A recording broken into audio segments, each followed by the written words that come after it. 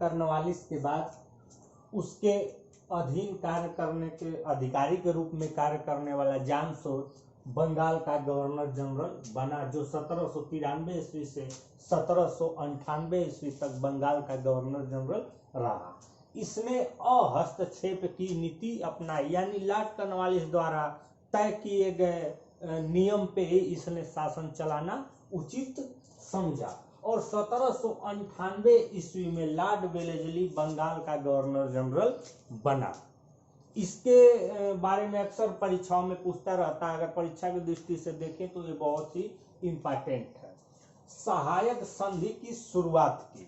अगर हम सहायक संधि के जनक के रूप में बात करें तो हम कर्नाटक युद्ध जब पढ़ रहे थे तो उसमें हम पढ़ चुके हैं कि डुप्ले जो था सहायक संधि का जन्मदाता था, परंतु इसको सही से लागू करने का कार्य किया था लॉर्ड वेलेस्ली ने। और सहायक संधि स्वीकार करने वाला प्रथम राज्य हैदराबाद था और इंदौर के होलकरों ने कभी भी सहायक संधि स्वीकार नहीं की थी। इन दो पॉइंट को हम याद करेंगे। यदि हम बात करें कि सबसे पहले लॉर्ड वेलेस्ली द्वारा लाई गई सहायक संधि को स्वीकार किसने किया, तो हैदराबाद ने, और किसने नहीं स्वीकार किया कभी भी, तो इंदौर के होलकरों ने सहायक संधि कभी भी स्वीकार नहीं की। इसी के समय 1799 ईस्वी में प्रसिद्ध चतुर्थ आंग्ल मैसूर हुआ, जिसमें मैसूर शासक टीपू सुल्तान मारा गया। 1800 ईस्वी में कलकत्ता में फोर्ट विलियम कॉलेज की स्थापना हुई। इसका कार्यकाल हम देख सकते हैं कि 1798 से 1805 ईस्वी तक है। 1798 से 1805 ईस्वी तक इसका कार्यकाल है। तो इसके ही समय में 1800 में कलकत्ता में फोर्ट विलियम कॉलेज की स्थापना की गई, जिसमें नागरिक सेवा में भर्ती होने वाले, यानी कि हम कह सकते हैं सिविल सेवा में, जिसे अभी यूपीएससी द्वारा एग्जाम जो होता है उसमें सेलेक्ट होते हैं, तो जब नागरिक सेवा में चयन होके आते थे तो उसमें कुछ ज्यादातर अंग्रेज ही रहते थे। तो उनको भारत में काम करने के लिए यहाँ के भाषाओं के रूप में को जानना जरूरी होता था। तो उन भाषाओं की जानकारी या कह सकते हैं पढ़ाई के लिए कलकत्ता में 1800 में फोर्ट विलियम कॉलेज की स्थापना की गई, जो 1854 ईस्वी तक कार्य करता रहा। हम इसके कार्य को याद रखेंगे कि इसमें भारतीय भाषाओं की जानकारी दी जाती थी, जो सिविल सेवा में सेलेक्ट होके कैंडिडेट आते थे। और ये स्वयं को बंगाल का शेर कहता था। अक्सर क्वेश्चन पूछ देता है कि कौन गवर्नर जनरल, बंगाल का गवर्नर जनरल स्वयं को बंगाल का शेर कहता था, तो लॉर्ड वेलेस्ली हम याद रखेंगे। तो एक बार फिर से हम क्रम दोहरा लें यदि, तो शुरू से तो 1757 से 1760 ईस्वी तक रॉबर्ट क्लाइव था। 1760 ईस्वी में अल्पकालीन के समय के लिए था हालवेल। फिर 1760 से 1765 ईस्वी तक यदि हम बात करें तो था वेंसीटाट, और 1765 से 1767 ईस्वी तक फिर रॉबर्ट क्लाइव था, और 1767 ईस्वी से 1767 ईस्वी से 1769 ईस्वी की यदि हम बात करें तो उस समय वेरे लास्ट था, और 1769 ईस्वी से 1772 ईस्वी की बात करें हम तो उस समय जॉन कर्टियर, और 1772 ईस्वी से 1774 ईस्वी की बात करें तो वारेन हेस्टिंग। 1772 से 1774 तो वारेन हेस्टिंग हालांकि 1772 से 85 तक था, परंतु 1773 में रेगुलेटिंग एक्ट आ जाने की वजह से वो अब बंगाल का गवर्नर की जगह बंगाल का गवर्नर जनरल हो गया, और इसके अधीन मद्रास और बम्बई आ गए। तो 1700 अगर इसको हम आखिरी बंगाल का गवर्नर कह सकते हैं, और इसको प्रथम बंगाल का गवर्नर जनरल कह सकते हैं। तो ये 1785 तक था। फिर 1785 से 1786 की बात करें तो अस्थायी रूप से मैकफर्सन था, और 1786 ईस्वी से 1793 ईस्वी की बात करें तो लॉर्ड कॉर्नवालिस था।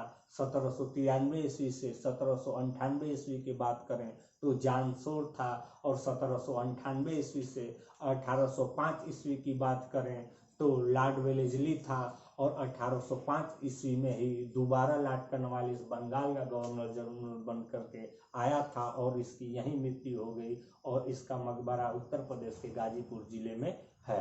अब लॉर्ड कॉर्नवालिस के अल्पकाल के शासन के बाद हम देखते हैं कि सर जॉर्ज वारलो बंगाल का गवर्नर जनरल बना, जो कि 1805 ईस्वी से 1807 ईस्वी तक रहा। इसके समय वेल्लोर में 1806 ईस्वी में सिपाही विद्रोह हुआ। ये सिपाही विद्रोह क्या था, इसके बारे में हम थोड़ा सा जान लेते हैं। 1806 ईस्वी में वेल्लोर में सिपाही विद्रोह हुआ, और ये वेल्लोर जो है मद्रास का एक जिला था, वहाँ पे एक घटना घटित हुई थी। उस समय मद्रास का गवर्नर लॉर्ड विलियम बेंटिंग हुआ करता था, और जब ये मद्रास का गवर्नर हुआ विलियम बेंटिंग, उस समय तो उसने कुछ प्रतिबंध वहाँ पे लगाए, जैसे कि माथे पे जातीय चिन्ह न लिखना, कान में बालियां न पहनना। ये वहाँ मद्रास में लॉर्ड विलियम बेंटिंग ने प्रतिबंधित कर दिया था। तो इसके विरोध में वहाँ पे एक सिपाही विद्रोह हुआ, तो इसको हम याद रखेंगे। और उस समय बंगाल का गवर्नर जनरल सर जॉर्ज वारलो थे।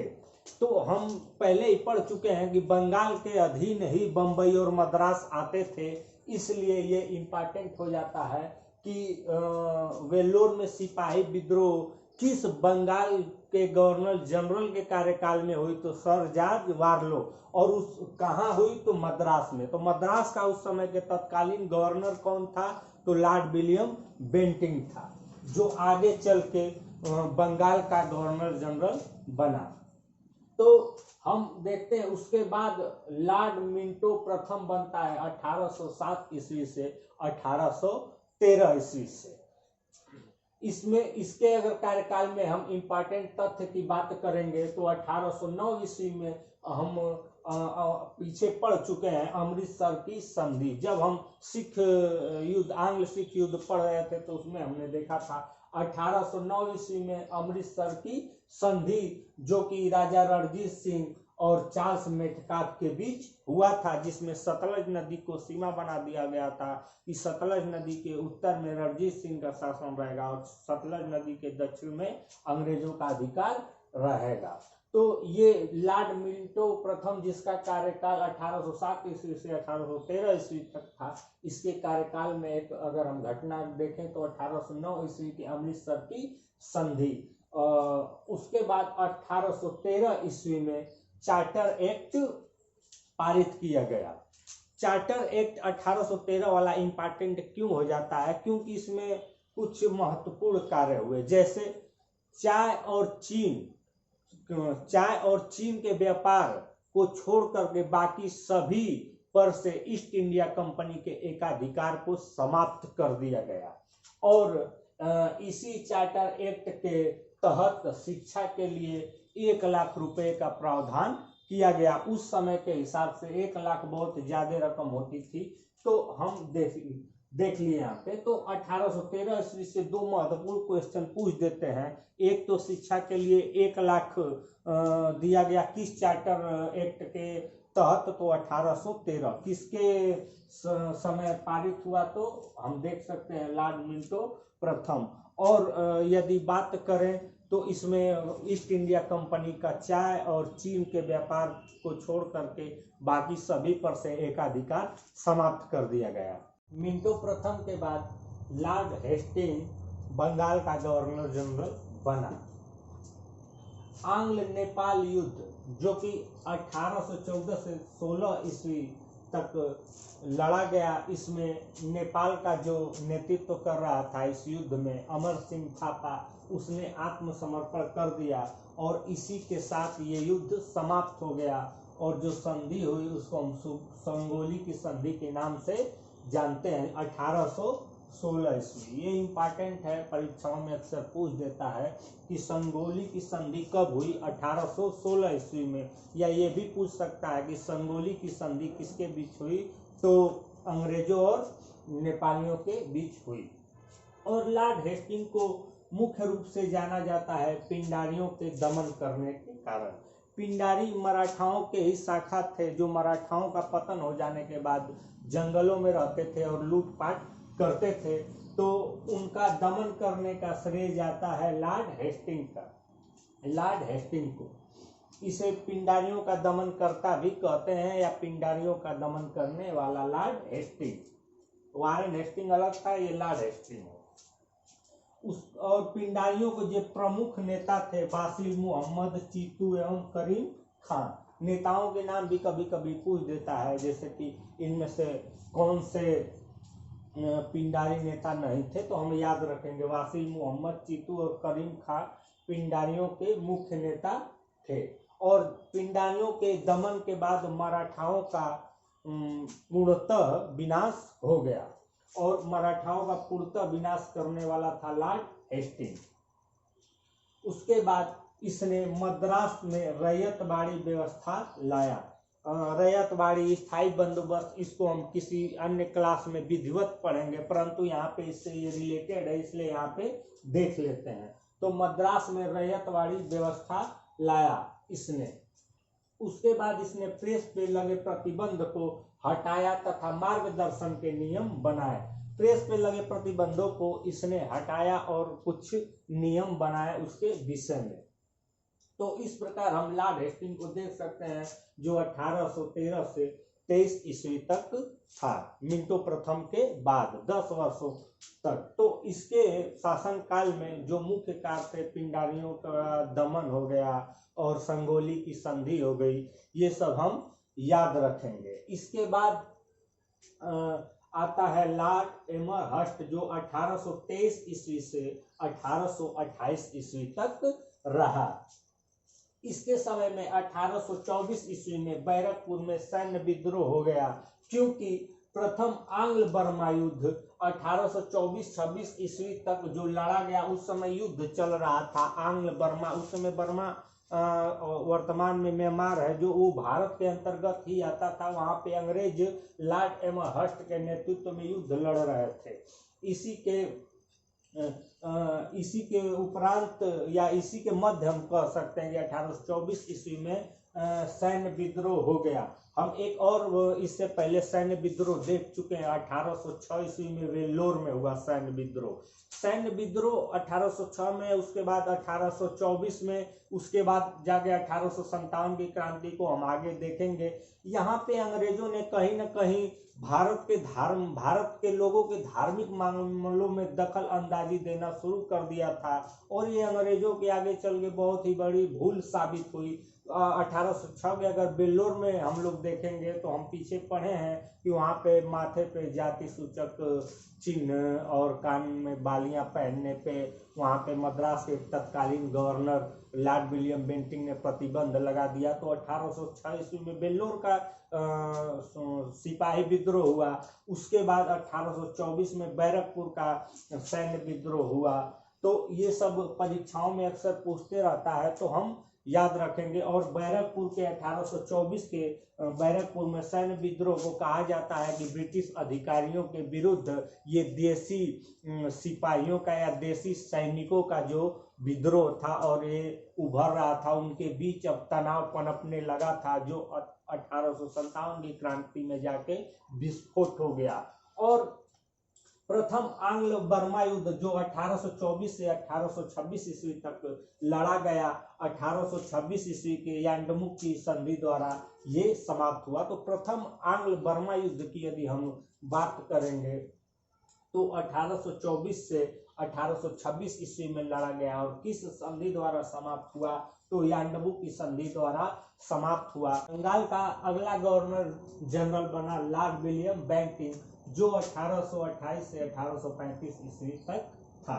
इसके समय सबसे महत्वपूर्ण जो कार्य हुआ, 1833 ईस्वी का चार्टर एक्ट आया, जो सबसे इम्पोर्टेंट फैक्टर है लॉर्ड विलियम बेंटिंग के समय। तो 1833 के चार्टर एक्ट में हुआ ये कि बंगाल के गवर्नर जनरल को पूरे भारत का गवर्नर जनरल मान लिया गया।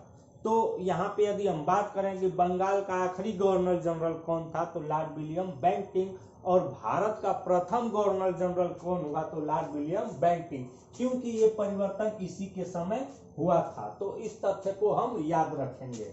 और मद्रास वाली घटना हम जस्ट पहले अभी पढ़ चुके हैं कि जब ये मद्रास का गवर्नर हुआ करता था तो उसने मद्रास में बहुत धार्मिक मामलों में हस्तक्षेप किया। बालियां पहनने पे और माथे पे जाति सूचक चिन्ह लगाने से उनको प्रतिबंधित कर दिया, जिसकी वजह से वहाँ 1806 ईस्वी में सिपाही विद्रोह हुआ। तो उसके बाद 1833 का जो चार्टर एक्ट है, तो ये अभी हम बात किए हैं कि इसके तहत बंगाल के गवर्नर जनरल को भारत का गवर्नर जनरल मान लिया गया। और 1829 ईस्वी में राजा राम मोहन के सहयोग से इसने सती प्रथा का दमन कर दिया। उस समय पति के मर जाने पे पत्नियां भी उनके साथ चिता में जल जाती थी। ये बहुत ही कठोर प्रथा थी, जिसको राजा राम मोहन राय ने पहल करके लॉर्ड विलियम बेंटिक के सहयोग से इसको बंद करवा दिया। और किस धारा के तहत, तो धारा 17 के द्वारा। और 1830 ईस्वी में कर्नल स्लीमैन की सहायता से लॉर्ड विलियम बेंटिक ने ठगी प्रथा का दमन कर दिया। ये तथ्य बहुत ही इंपॉर्टेंट है, हम इसको याद करते हुए चलेंगे।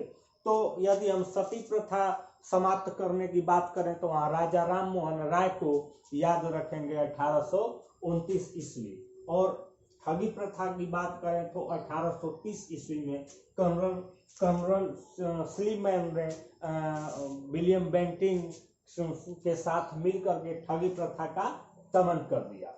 और 1835 ईस्वी में कलकत्ता में मेडिकल कॉलेज की स्थापना की गई। कलकत्ता में मेडिकल कॉलेज की स्थापना की गई। और यहाँ पे ठगी प्रथा में कि ठग जो है देवी काली की पूजा करते थे, यहाँ रह गया था तो अभी क्लियर कर लेंगे। तो ठग जो थे देवी काली की पूजा करते थे। और 1835 ईस्वी में कलकत्ता में मेडिकल कॉलेज की स्थापना हुआ था इसके समय। और इसी के समय मैकाले जो आया था यहाँ पे शिक्षा पे अपना सुझाव प्रस्तुत करने के लिए, तो उसने यहाँ पे शिक्षा का माध्यम अंग्रेजी बनाने का सुझाव दिया। और एक और महत्वपूर्ण कार्य लॉर्ड विलियम बेंटिक के समय हुआ कि शिशु हत्या पे इसने रोक लगा दिया। आमतौर पे जब लड़की पैदा होती थी शिशु के रूप में, तो उसका बलि दे दिया जाता था या मार दिया जाता था, तो उसको भी यहाँ पे रोकने का कार्य किया लॉर्ड विलियम बेंटिक ने।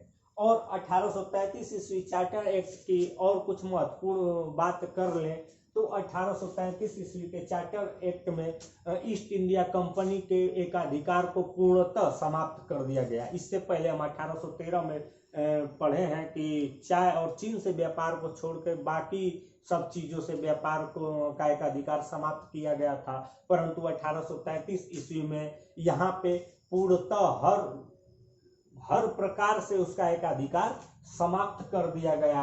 और धर्म, जाति, रंग अथवा जन्म के आधार पर कोई भी किसी से भेदभाव नहीं किया जाएगा, ये भी था। तो हम यहाँ 1833 के अधिनियम की एक बार फिर से बात कर लें तो ऊपर पढ़े सबसे महत्वपूर्ण फैक्टर इसका था कि इसके तहत बंगाल के गवर्नर जनरल को भारत का गवर्नर जनरल मान लिया गया और कंपनी के एक अधिकार को पूर्णतः समाप्त कर दिया गया और धर्म, जाति, रंग अथवा जन्म के आधार पर भेदभाव का इनकार कर दिया गया। तो यहाँ पे हमने देखा कि बंगाल का आखिरी governor general Lord William Bentinck हुआ और इसको 1833 के चार्टर अधिनियम के तहत पूरे भारत का गवर्नर जनरल बना दिया गया। अब तक हमने जो देखा उसको एक बार रिपीट कर लेते हैं कि बंगाल के गवर्नर से लेकर भारत के प्रथम गवर्नर जनरल तक हम एक बार पुनः क्रम को एक बार याद करने की कोशिश करते हैं। तो हमने देखा कि प्लासी के युद्ध के बाद बंगाल का प्रथम गवर्नर बनता है रॉबर्ट क्लाइव, जो 1757 से 1760 ईस्वी तक रहा। और 1760 ईस्वी में अल्पकाल के लिए हालवेल बंगाल का गवर्नर बना और 1760 ईस्वी से 1765 ईस्वी तक वेंसिटाट बंगाल का गवर्नर रहा और 1765 ईस्वी से 1767 ईस्वी तक पुनः रॉबर्ट क्लाइव बंगाल का गवर्नर रहा और 1767 ईस्वी से 1769 ईस्वी तक वेरेलास्ट बंगाल का गवर्नर रहा और 1769 ईस्वी से 1772 ईस्वी तक जॉन कार्टियर बंगाल का गवर्नर रहा और 1772 ईस्वी में वारेन हेस्टिंग बंगाल का गवर्नर बना, परंतु 1773 में रेगुलेटिंग एक्ट के द्वारा मद्रास और बंबई को बंगाल के गवर्नर के अधीन करते हुए बंगाल के गवर्नर का नाम में परिवर्तन करके बंगाल का गवर्नर जनरल कहा जाने लगा। तो यदि हम बात करें तो बंगाल का आखिरी गवर्नर कौन था, तो वारेन हेस्टिंग। बंगाल का प्रथम गवर्नर जनरल कौन था, तो वारेन हेस्टिंग, क्योंकि ये परिवर्तन इसी के समय हुआ और ये 1785 ईस्वी तक रहा और 1785 से 1786 ईस्वी तक अस्थायी रूप से जॉन मैकफर्सन बंगाल का गवर्नर जनरल रहा और 1786 ईस्वी से 1793 ईस्वी तक लॉर्ड कॉर्नवालिस बंगाल का गवर्नर जनरल रहा। 1793 ईस्वी से 1798 ईस्वी तक जॉन शोर बंगाल का गवर्नर जनरल रहा। 1798 ईस्वी से 1805 ईस्वी तक लॉर्ड वेलेस्ली बंगाल का गवर्नर जनरल रहा। 1805 ईस्वी में दोबारा लॉर्ड कॉर्नवालिस बंगाल का गवर्नर जनरल बना, परंतु शीघ्र ही उसकी मृत्यु हो गई और 1805 ईस्वी से 1807 ईस्वी तक जॉर्ज वार्लो बंगाल का गवर्नर जनरल रहा। 1807 ईस्वी से 1813 ईस्वी तक मिंटो प्रथम बंगाल का गवर्नर जनरल रहा। 1813 ईस्वी से 1823 ईस्वी तक लॉर्ड हेस्टिंग बंगाल का गवर्नर जनरल रहा। फिर 1823 ईस्वी से 1828 ईस्वी तक लॉर्ड एमहर्स्ट बंगाल का गवर्नर जनरल हुआ। 1828 ईस्वी से 1835 ईस्वी तक लॉर्ड विलियम बेंटिंग बंगाल का गवर्नर जनरल रहा और 1833 ईस्वी से उसे पूरे भारत का गवर्नर जनरल कहा जाने लगा। तो यहाँ पे याद रखेंगे बंगाल का आखिरी गवर्नर कौन था, तो वारेन हेस्टिंग। बंगाल का प्रथम गवर्नर जनरल कौन था, तो वारेन हेस्टिंग। फिर बंगाल का आखिरी गवर्नर जनरल कौन था, तो लॉर्ड विलियम बेंटिंग। और पूरे भारत का प्रथम गवर्नर जनरल कौन था, तो लॉर्ड विलियम बेंटिंग। अब अगले क्लास में इसके आगे हम कवर करेंगे।